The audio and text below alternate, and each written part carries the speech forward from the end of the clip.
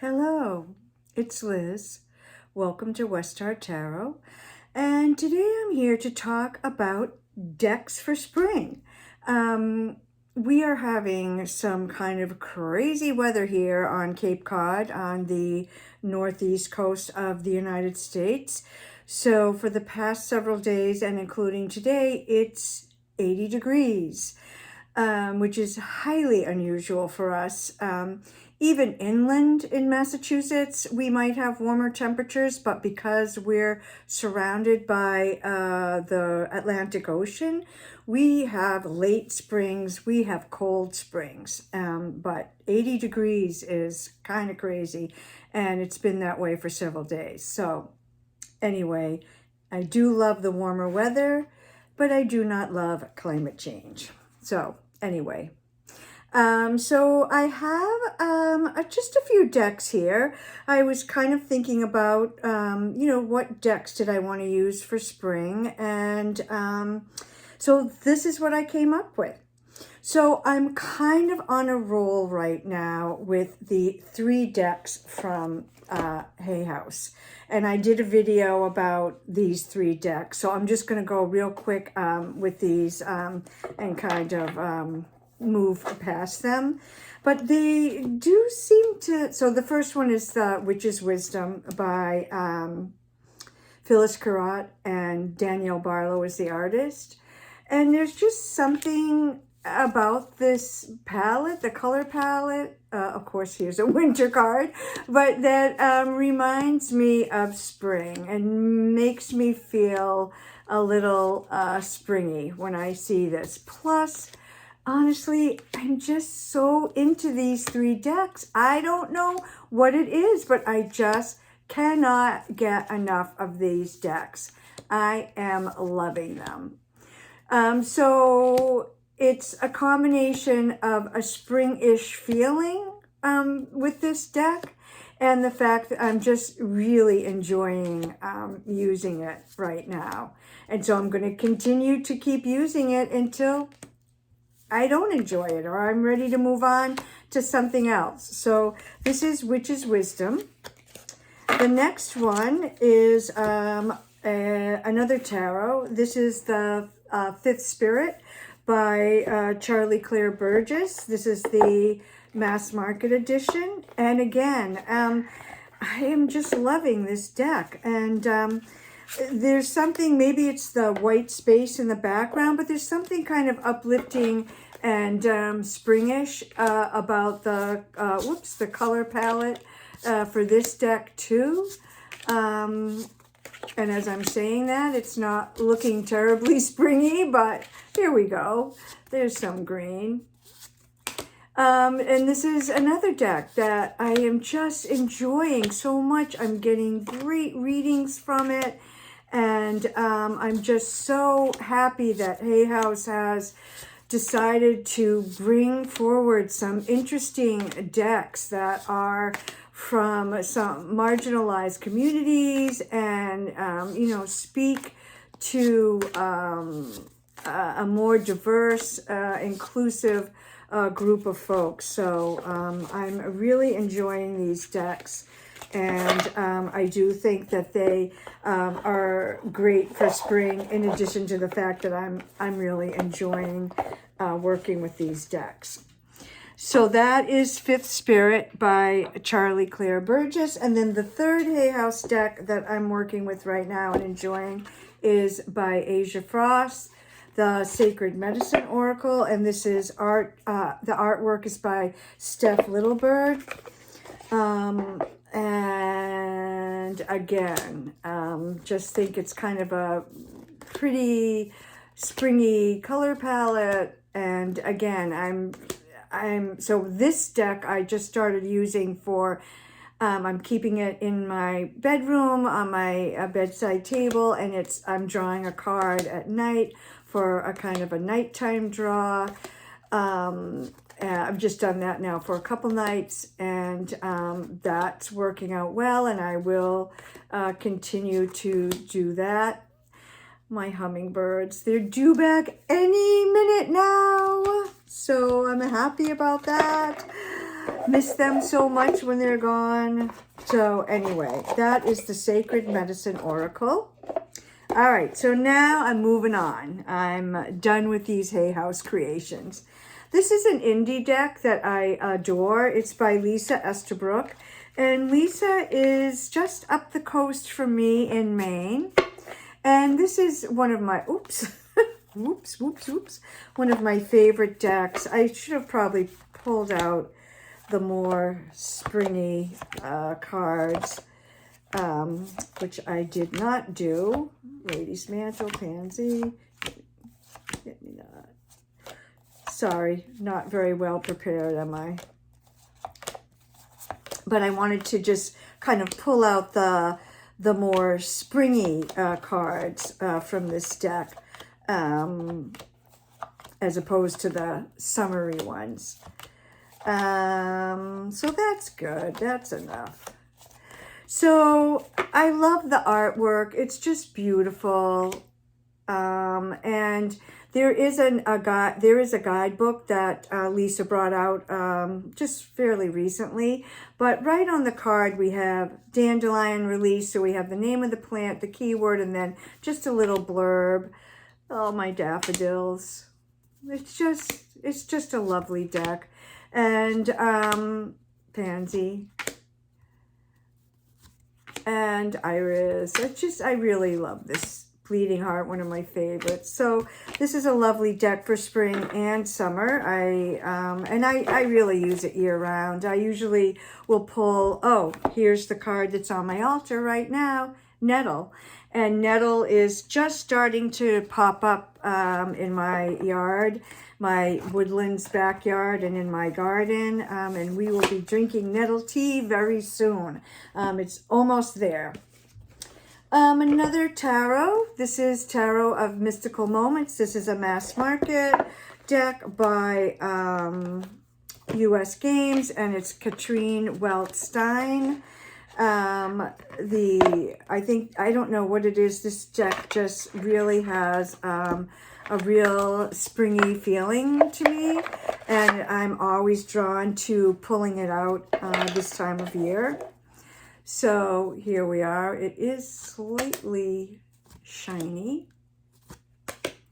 It is so whimsical, and it is just, I don't know, it's not just the color palette, but it's kind of the whole vibe, the whole whimsical, upbeat feeling that makes me think of spring. And like I said, I always pull this deck out in spring. There's just something about it that has a spring vibe. And am I going too fast with the cards? I hate it when people do that.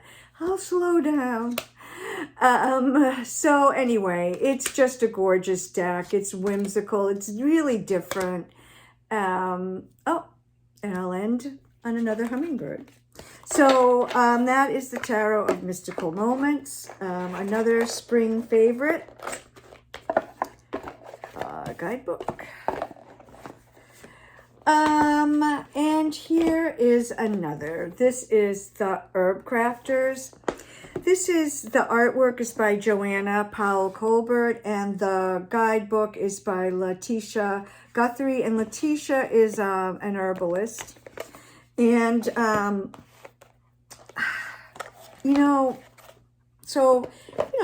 it's plants. It makes me think of spring. The artwork is, Joanna also did the Gaian Tarot, which many of you know is constantly on my top 5 or top 10 tarot list. I work with it a lot. I adore that deck, and I love her artwork. It's so beautiful. I love this deck, but there's just something about it. I don't use it that often. It somehow doesn't speak to me as a tarot. So I tend to use it sort of more as an oracle than a tarot. But I do love the deck. And I kind of just give the herbs my own meaning. But when I pull it as an oracle, I'll just pull one card at a time and just, think about what that plant spirit means, and do I need that plant spirit's medicine in my life at this time? It could be physical, it could be metaphysical, whatever. But I think this is a lovely deck, and it's a beautiful deck for spring. So that is the Herb Crafters. That is also a U.S. Games. And again, the artwork by Joanna Powell Colbert, and Letitia Guthrie is the author of the guidebook. Next up is, this is Messages from the Hummingbirds. And this is by Rosario Alarcon. And Rosario is a very interesting, multi-talented woman who I first encountered at the International Herb Symposium, I don't know, 15, 20 years ago, quite a while ago. And Rosario is an herbalist. She's a curandera. She is a hummingbird expert, and she has a PhD in ethnobotany. So she is, as I said, multi-talented. And she created this deck, hummingbird deck. She runs retreats in Ecuador, I believe she's from. Herbal retreats, wise woman retreats, and then she also does special retreats where they work with hummingbirds. And I've seen videos of Rosario and the participants in the workshop standing there, and the hummingbirds just fly in around them and, land on them. And it's just, I would love to go, maybe someday. So we have a plant and a hummingbird on each card, and the cards are in Spanish and English, as is the guidebook. And as a hummingbird lover, as hummingbird has come to me and is definitely one of my animal guides. I was so thrilled when I heard about this deck. And I have not used it now for a few months. And I was thinking about my decks for spring. And I just put my hummingbird feeders out. And I was like, oh my gosh, my hummingbird deck. I've got to pull that out. It's just a lovely, beautiful deck. And it's got some pretty deep messages. And as I said, it's in English and Spanish. So anyway, this is the Hummingbird Messages. Oh, I'm not even going to try to say it in Spanish. I don't speak any Spanish whatsoever. If it was in French, I might give it a whirl. But this is by Rosario Alarcon, and the artist is Luisa Santiago Acosta. And it's just a beautiful deck, independently produced. I love it. And then finally, my last deck for spring is kind of a whimsical deck. I love this deck. It's the Baseball Tarot. And I am a big baseball fan. This deck, so the people that created it, and I'm sorry I don't know their names, let me pull up. The guidebook is very big. So it's Mark Lerner and Laura Phillips, and Mark is the baseball expert and Laura is the tarot expert. And they just combined to do a stellar job of coordinating together baseball and tarot. So it's mitts, bats, balls, and bases are the suits. I'm trying to see, the natural, that is the 3, so the Empress. Let's see if I can, 9 is reflection. Trying to see if I can get any more of the, 19 is the pitcher, so this is major 19. The 5 of bases is rundown. So 6 of bases is walk. If you know baseball, 6 of bats is home run. If you know baseball, so the Fool is the rookie. Let's see. The Magician is the all-star.